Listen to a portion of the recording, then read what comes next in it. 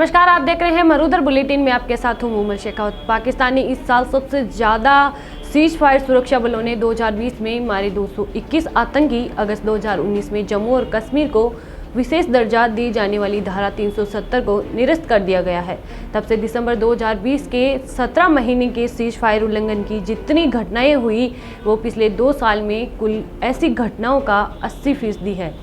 जम्मू और कश्मीर से धारा 370 हटाए जाने के बाद पूर्वी लद्दाख में चीन के साथ जारी गतिरोध के बीच नियंत्रण रेखा पर झड़प और पाकिस्तान आतंकियों की घुसपैठ की घटनाओं में बढ़ोतरी हुई है। आधिकारिक डेटा को खंगालने से ये बात सामने आई है कि बीते साल 3168 सीज फायर उल्लंघन हुए हैं, जिसमें से 1551 घटनाएं अगस्त से 2019 के आखिरी तक हुई है।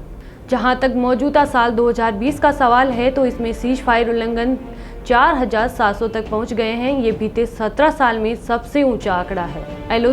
LOC पर बड़ा तनाव। चीन के गतिरोध शुरू होने के बाद से लद्दाख में भूतपूर्व संख्या में भारतीय सैनिकों की तैनात की गई है, जिसके अलावा सुरक्षा बलों को कश्मीर से बीते 1.5 साल में पाकिस्तान की ओर से की जाने वाली नापाक हरकतों का मुंह तोड़ जवाब देने के लिए काफ़ी ध्यान लगाना पड़ा है।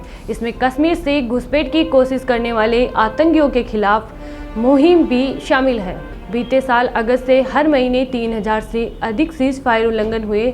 सिर्फ सितंबर और दिसंबर 2019 में ही क्रमशः 292 और 297 ऐसी घटनाएं हुई।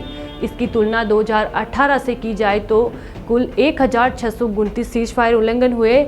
इनमें सिर्फ 2 महीनों में ही ऐसी घटनाओं का आंकड़ा 200 के पार हो गया।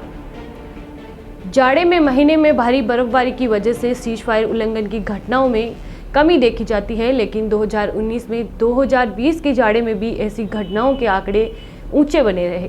असल में इस साल दिसंबर में 2023 सीज फायर उल्लंघन हुए। बीते कई साल के दिसंबर से इसकी तुलना की जाए तो ये सबसे ऊंचा आंकड़ा है। चीन के साथ मई 2020 में गतिरोध शुरू हुआ, जिसके लिए बिल्डअप की शुरुआत अप्रैल से हो गई थी। इसके बाद से नियंत्रण रेखा पर ही सरगर्मी तेजी से देखी गई है। अप्रैल के बाद हर महीने सीज फायर उल्लंघन की घटनाएं 400 के पार होती जा रही है।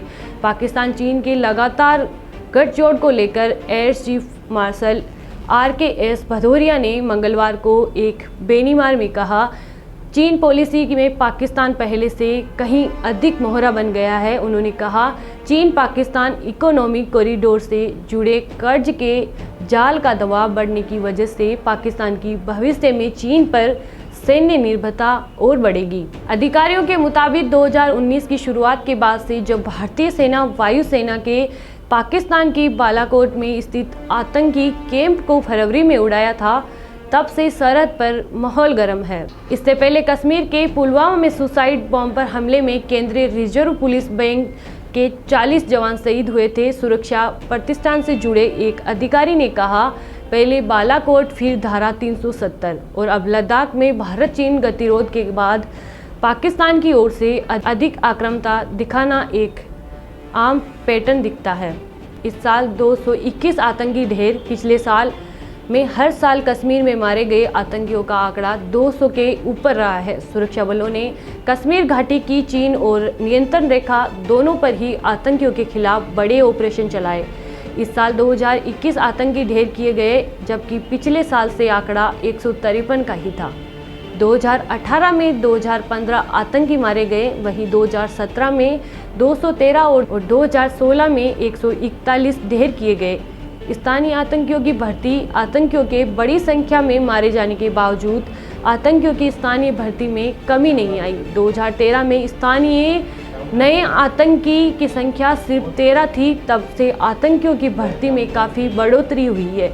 2017 में ये आंकड़ा सिर्फ 127 था। 2018 में इससे बड़ा उछाल देखा गया है, जब 2019 स्थानीय लोग आतंकी ग्रुपों के साथ जुड़े। इस साल ये आंकड़ा 166 रहा।